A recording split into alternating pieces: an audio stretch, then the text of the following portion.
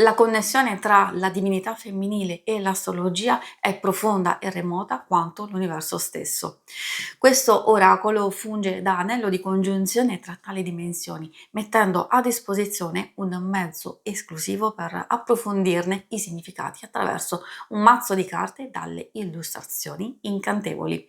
Come da tradizione, le sagome prive di tratti sommatici di Tarn Ellis favoriscono l'immersione profonda del consultante all'interno del mazzo.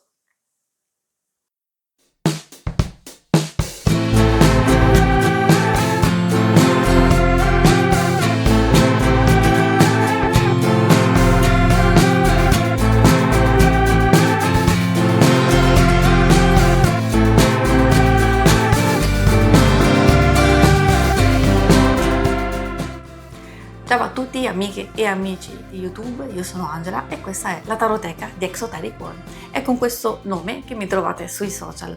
Ci tengo a dirvi che subito dopo l'analisi degli oracoli ci sarà uno slideshow in cui li mostrerò tutti e 38 a tutto schermo, in modo da darvi l'opportunità di apprezzarli ulteriormente.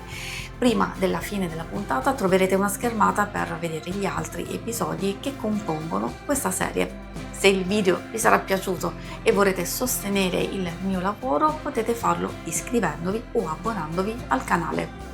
Fin da ora vi ringrazio se l'avete già fatto o se considerate farlo. Adesso cambiamo inquadratura ed entriamo nel vivo della puntata. Venite con me.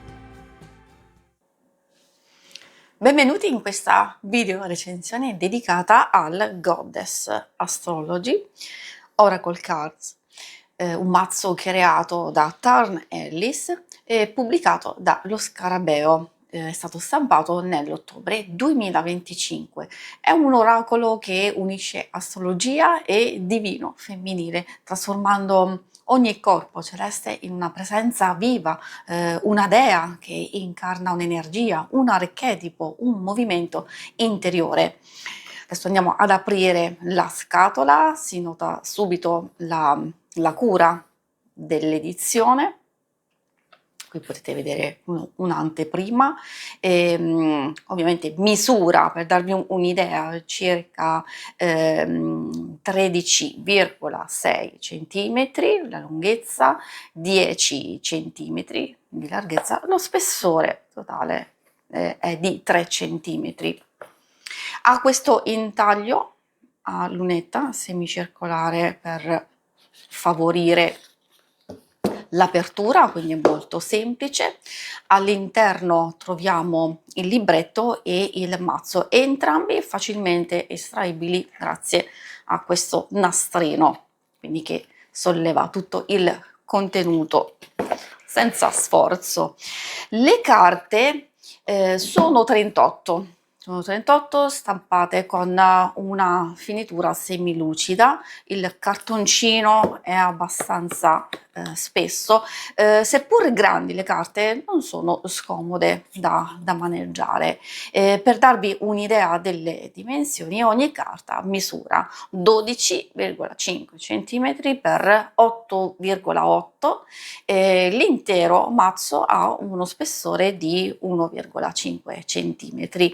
Sul fronte di ogni carta troviamo l'illustrazione che occupa tutta la superficie, è incorniciata da questa sorta di portale dorato che richiama un arco sacro. In alto troviamo il simbolo astrologico, mentre in basso troviamo il nome, troveremo in questo caso dei segni zodiacali, poi dei pianeti, eccetera. Quindi li andremo a scoprire insieme.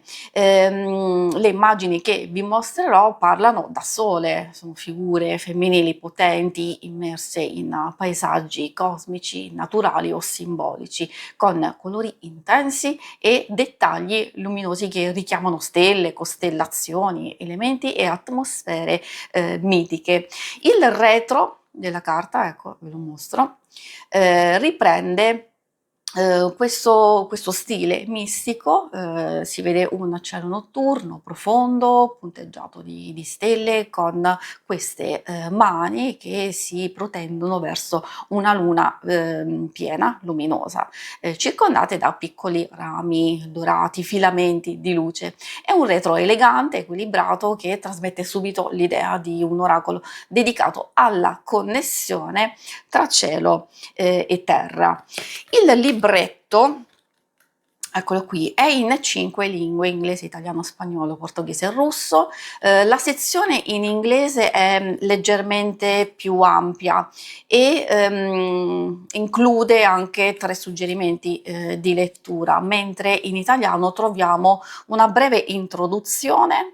Ecco, ve la mostro qui, una breve introduzione, c'è una stesa, la stesa del fiore delle dee. Diciamo che qui trovate la spiegazione, ci sono i simboli, le spiegazioni e le interpretazioni delle carte sono in parole chiave. In ogni carta trovate le parole chiave e una breve spiegazione, quindi ci sono questi significati, seppur brevi, molto interessanti. È un testo semplice da consultare, pensato per accompagnare sia chi ha le prime armi sia chi ha già familiarità con l'astrologia.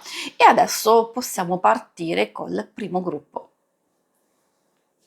Eccoci di fronte al primo gruppo. Diciamo che questo mazzo di oracoli si può suddividere in 4 gruppi. Il primo è dedicato ai 12 segni zodiacali, quindi troviamo l'Ariete, il Toro, Gemelli, Cancro, Leone, Vergine, Bilancia, Scorpione, Sagittario, Capricorno, Acquario e Pesci.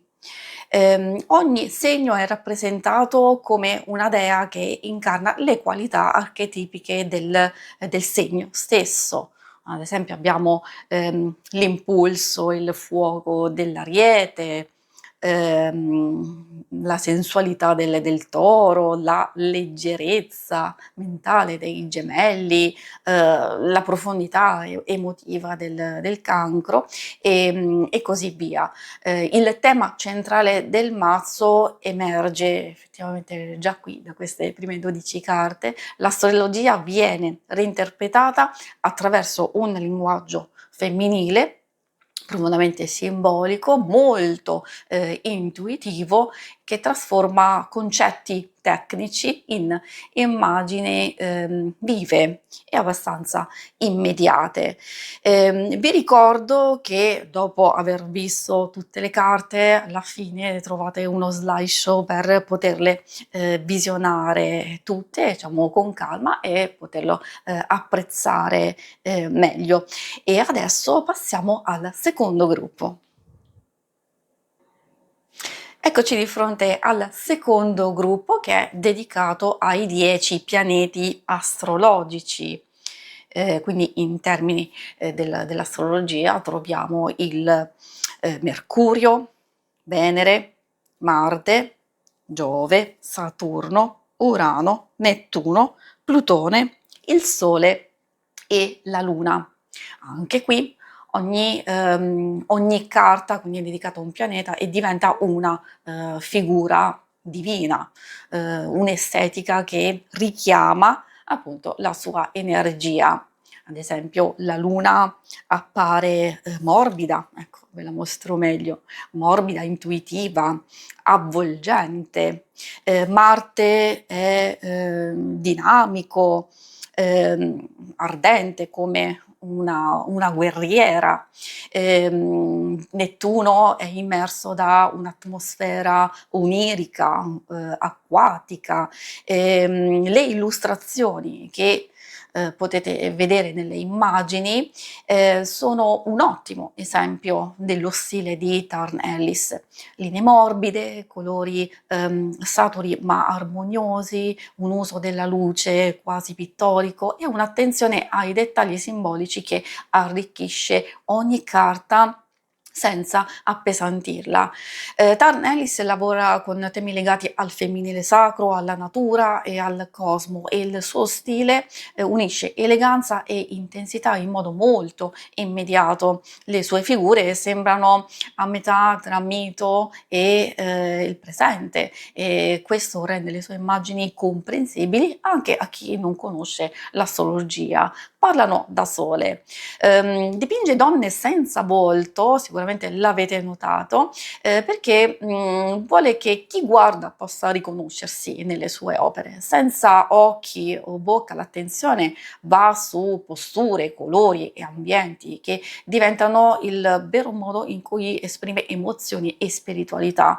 La sua formazione in psicologia e in mindfulness si sente, le sue illustrazioni invitano alla calma, all'ascolto di sé e all'inclusività. In pratica non toglie identità alle figure, ne crea una aperta in cui ognuno di noi può ritrovare la propria. E adesso procediamo con il terzo gruppo. Eccoci di fronte al terzo gruppo, dove troviamo le 12 case astrologiche, ognuna rappresentata come un archetipo femminile che incarna il tema della casa, dalla prima alla 12ª. Quindi abbiamo il sé, il valore, la comunicazione, la dimora, il piacere, la salute, la collaborazione, morte, filosofia, ambizione, comunità e subconscio. È una sezione molto interessante, perché traduce concetti spesso astratti in immagini intuitive. Ad esempio, la casa del sé diventa questa figura che si guarda allo specchio. In quella del valore abbiamo una dea che custodisce ciò che è prezioso. Qui nella morte troviamo questo passaggio importante di morte e rinascita, anche molto bella quella del piacere, dove viene coltivata questa passione della pittura. Quindi ci si può lasciar coinvolgere da queste immagini, e quindi questo rende il mazzo estremamente utile, secondo me, per chi vuole avvicinarsi all'astrologia in modo visivo e simbolico. Dal punto di vista pratico, questo oracolo può essere usato in molti modi: per una lettura quotidiana, per esplorare un tema personale, per meditare su un'energia astrologica o per approfondire il proprio tema natale. Le illustrazioni sono pensate per essere interpretate liberamente, quindi si può partire da ciò che si vede, da ciò che ci colpisce, e lasciare che la carta parli. Se si desidera una guida un po' più strutturata, il libretto che vi ho mostrato anche prima offre parole chiave e interpretazioni che aiutano ad orientarsi. Vi ho mostrato già le varie parti, ovviamente quella in inglese è un po' più esaustiva, e trovate anche nelle letture quella a una carta, a tre, e poi insomma la stessa che trovate in italiano, la stessa del fiore delle dee. Diciamo che è un mazzo che si presta molto bene alle letture intuitive, creative e rituali. Ricordo che visto che si possono usare vari metodi, e quindi di lasciarvi proprio trasportare, quella del fiore delle dee, molto interessante, e che è un metodo perfetto per chiedere un consiglio su un problema o su una situazione in generale. E adesso andiamo a vedere il quarto gruppo.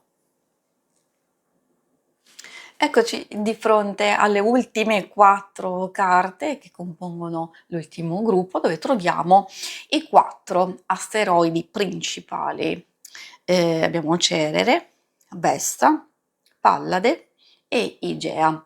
Sono figure meno conosciute rispetto ai pianeti, ma in astrologia hanno un ruolo importante perché rappresentano aspetti profondi del femminile, la cura, il fuoco, la strategia e la guarigione. Le illustrazioni di queste carte sono particolarmente evocative e aggiungono una dimensione più intima e psicologica al mazzo.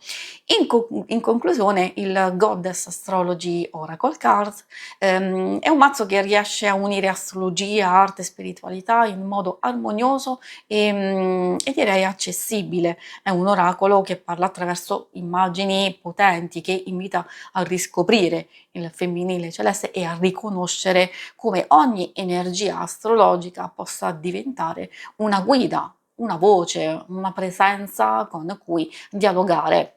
Secondo me è adatto a chi ama l'astrologia, ma non solo, anche a chi cerca un mazzo intuitivo, meditativo, capace di ispirare e accompagnare, soprattutto nei momenti di ricerca interiore. Si conclude qui questa puntata della Taroteca, ma non andate via perché adesso trovate lo slideshow per gustarvi al meglio ogni singola carta. Vi ringrazio per essere stati con me, scrivetemi nei commenti cosa ne pensate di questo oracolo e se vi va potete esplorare tanti altri video che pubblico sul mio canale YouTube Exoteric World, mi trovate anche su Instagram e TikTok. Vi aspetto al prossimo video, ciao a tutti!